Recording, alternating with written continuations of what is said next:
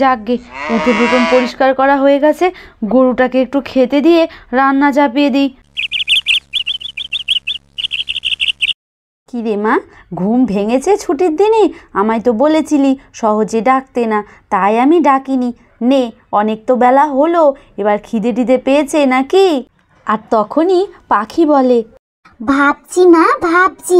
কি ভাবছি জানো না? না বললে মা কি করে বুঝবে রে? তুই কি ভাবছিস তো বলে ফেল না। বলছি মা, বলছি। আমি ভাবছি আজকে তো মাধ্যমিক পরীক্ষার জন্য আমাদের স্কুল বন্ধ, তাই ভাবছি সারাদিন আজকে খেলবো জানো মা। ও মা, কেউ যদি খেলার হতো কি ভালো হতো বলো তো, একা একা খেলতে ভালো লাগে না আমার। তুই এই সব ভাবছিস? ওরে শোন, আর ভেবে ওসব কথা কাজ নেই। কার সাথে খেলবে কি করবে, আমি রান্নাঘরে যাচ্ছি, বুঝেছিস? হাত মুখ ধুয়ে নে দেখি, হাত মুখ ধুয়ে নে, রুটি খেয়ে নিবি। সকালবেলা রুটি করেছিলাম, বাবা নিয়ে গেছে, আমি উনুনটা ধরিয়ে দিই। এই বলে মালা চলে যায় উনুন আনতে। আমি বরঞ্চ উনুনটা ধরিয়ে দিই।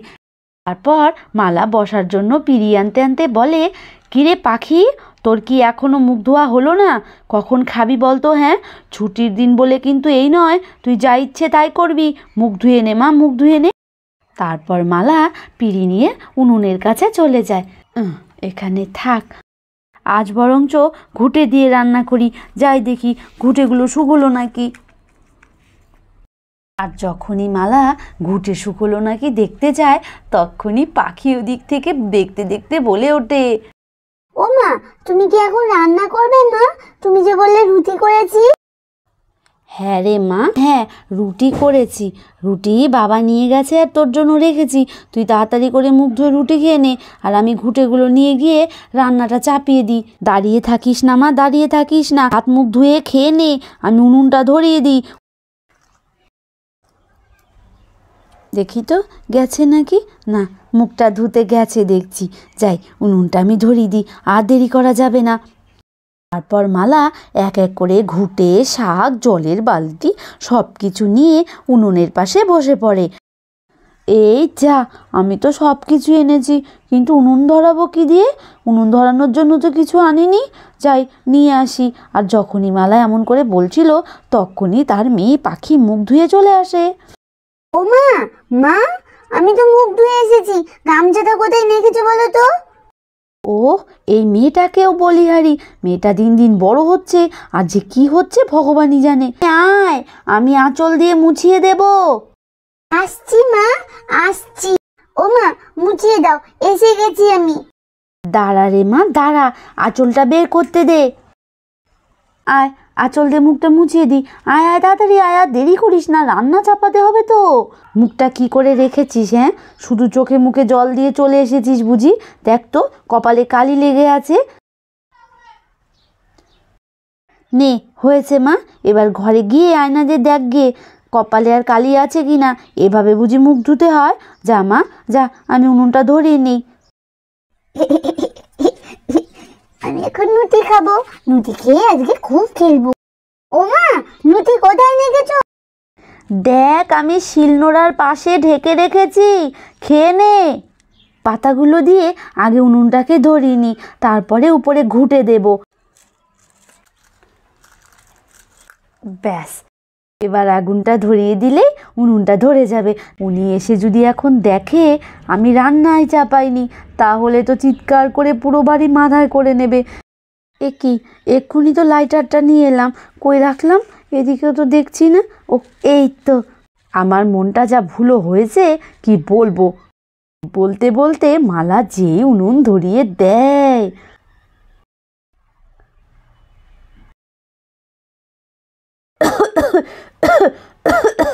উনুনটা ধরে গেছে।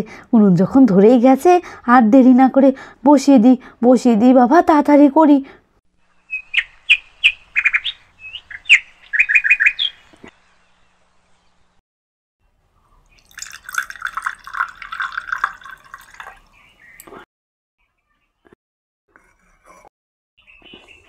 বাপরে বাপ, উনুনও ধরিয়ে দিয়েছে, হাঁড়িও বসিয়ে দিলাম। যাই, ঘর থেকে চালটা নিয়ে আসি। যখনই মালা উনুনে হাঁড়ি বসিয়ে দিয়ে ঘরে যাচ্ছিল চাল আনতে, তখনই রূপার ঠাম্মি আর কাকিমণি চলে আসে রূপার সাথে। দেখুন মা দেখুন, মালাদি কি সুন্দর করে উঠোনে ভাত রান্না করছে উনুনে। ছোট বৌমা, হ্যাঁ তাই তো দেখছি। হ্যাঁ, এ তো দেখছি উনুনটা নিভেও গেছে গো। কই রে মালা, কই গেলি? তোর উনুন যে নিভে গেছে রে, এদিকে আয়, দেখ ভাতটা যে ধোয়া ধোয়া গন্ধ বেরিয়ে যাবে রে। ও মা, মাসিমা যে, আসুন মাসিমা। টিনা, এসো এসো, বসো। আর কি রে রূপা? ওরে এত ব্যস্ত হোস না মালা, এত ব্যস্ত হোস না, আমার অনেক কাজ আছে বুঝেছিস। পুজো হয়নি, এই ছোট বৌমা আর রূপাকে রেখে গেলাম, আর সামনে পুজো বাড়িতে তুই যাস কেমন? আর ছোট বৌমা, তুমি ভালো করে মালাকে বুঝিয়ে বলো, মালা রাগ করিস না মা, আসি রে আজ কেমন? এ কি কথা, এ কি কথা টিনা, মাসিমার এ কি কাণ্ড বলো তো। হ্যাঁ, আসতে না আসতেই চলে গেলেন যে।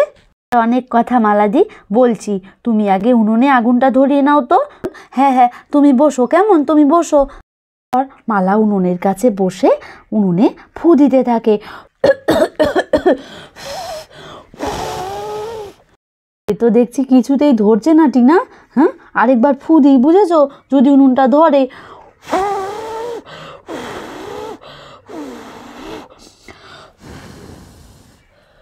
বাপরে বাপ। আচ্ছা মালাদি, আমি একবার ফু দিয়ে চেষ্টা করবো গো, আমি একবার দেই না। এই বলে টিনা যখনই উনুনে ফু দিতে যায়,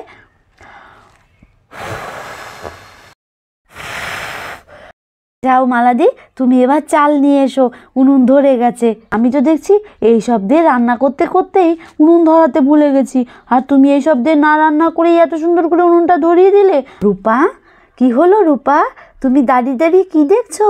যাও গিয়ে পাখির সঙ্গে খেলবে তো, এই তো বলছিলে আমার খেলা হয় না, আমার খেলা হয় না, যাও যাও খেলো গিয়ে। বলো না টিনা, আর বলো না খেলার কথা। জানো কি হয়েছে, সকালবেলা উঠে মেয়ে আমার চিন্তা করতে বসেছে আজকে কার সঙ্গে খেলবে। তা ভালোই হলো রূপা এসেছে। জামা, যা যা ঘরে গিয়ে খেল গিয়ে দুজন মিলে। আর শোন, পাখি দেখ গিয়ে রুটি খাচ্ছে, তুইও গিয়ে খেয়ে নে কেমন। এক্ষুনি যাচ্ছি কাকিমণি। তারপর তো ঘরে গিয়ে রূপা আর পাখি রুটি খেতে খেতে বেশ গল্প করতে থাকে। জানিস রূপা, তুই এসেছিস, আমি বেশ খুশি হয়েছি। আমরা খেয়ে দিয়ে এখন দুজন মিলে উঠোনে গিয়ে খেলবো কেমন, বেশ মজা করবো। নে নে, তাড়াতাড়ি খেয়ে নে, তাড়াতাড়ি খেয়ে নে। আর আমিও বেশ খুশি হয়েছি রে পাখি, বেশ খুশি হয়েছি। চল চল, আমরা অনেক খেলবো কেমন। এইদিকে যখন রূপা আর পাখি খেতে খেতে এমন করে গল্প করছিল, আর এইদিকে তো মালাদি, মা যে জন্য আমাদের এনেছে, তুলসী মন্দির নিয়ে পুজো করার কথা ছিল না, সেই মন্দিরে পুজো হবে, তাই তোমাকে কালকে যেতে হবে বুঝেছো। আর আস্তে আস্তে কিন্তু 7 দিন পর, এই মা বলে দিয়েছে, আমি বলে দিলাম, যেতে পারি, একটা শর্ত। কি মালাদি, বলো। আজকে তোমাকে আর রূপাকে আমার এখানে থাকতে হবে, আমরা তো থাকবো বলেই মা রেখে গেছেন গো। সত্যি বলছো? তোমরা আজকে থাকবে? বাহ, খুব ভালো কথা টিনা, খুব ভালো কথা। আমরা আজ বেশ আনন্দ করব বুঝেছো। চলো চলো, তাড়াতাড়ি আমরা রান্না বান্না সেরে ফেলি। আর টিনা, তুমি শাকটা বেছে দাও বোন কেমন। এই শাকগুলো কোথা থেকে এনেছো গো? রূপা, তোরা সত্যি থাকবি রে আজকে? কি মজা হবে, বেশ আনন্দ হবে। বল বল, আমরা বেশ খেলবো কিন্তু। আর মা বলেছে আজকে তেঁতুল পাড়তে যাবে জানিস, আমরাও যাবো কিন্তু কেমন। হ্যাঁ রে পাখি, বেশ মজা হবে। নে নে, তাড়াতাড়ি কর, এখনো তো আমাদের খাওয়াই হলো না। টিনা, তুমি ঘরে যাও বোন, তোমাকে শাক বাছতে হবে না, আজ উনুনটা বেশ ধোয়া ধোয়া হচ্ছে, তুমি ঘরে যাও বোন, তুমি যেই ধোয়া সহ্য করতে পারবে না। তখনই টিনা শাক বাছতে বসতে বলে, ইস, আমি বুঝি এই জন্যে এসেছি, আমি সব সহ্য করতে পারি বুঝেছো। আর যখনই টিনা আর মালা এমন করে কথা বলছিল, তখনই মালার বাড়িতে বিশাল বড় ষাঁড় গরু ঢুকে পড়ে। কি টিনা, টিনা তুমি ঘরে যাও, এই ষাঁড়টা ভীষণ দুষ্টু, সবাইকে গুঁতো দেয় আর সব কিছু ভেঙে ফেলে। টিনা তুমি তাড়াতাড়ি ঘরে যাও। এই বলতে বলতে ষাঁড় গরুটা টিনার দিকে যায়। না না না না, এই এই যা যা যা, হুস হুস হুস, ও মালাদি লাঠি নিয়ে এসো, মালাদি লাঠি নিয়ে এসো। তখনই মালাদি লাঠি নিয়ে আসে, ষাঁড় গরু তো আরো রেগে যায়। টিনা তুমি ঘরে যাও, টিনা তুমি ঘরে যাও, হুস হুস হুস হুস, যা বলছি যা।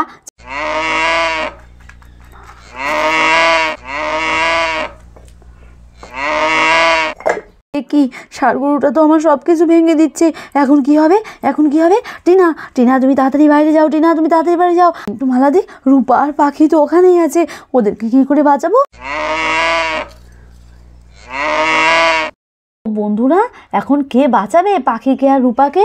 আর মালার এই সব কিছু যে ভেঙে ফেলেছে ষাঁড় গরুটাকেই বা কে তাড়িয়ে দেবে? যদি দেখতে চাও তাহলে কিন্তু এর পরবর্তী পর্ব দেখতে ভুলো না। তাহলে আজকের মতো এখানেই শেষ করছি, টাটা।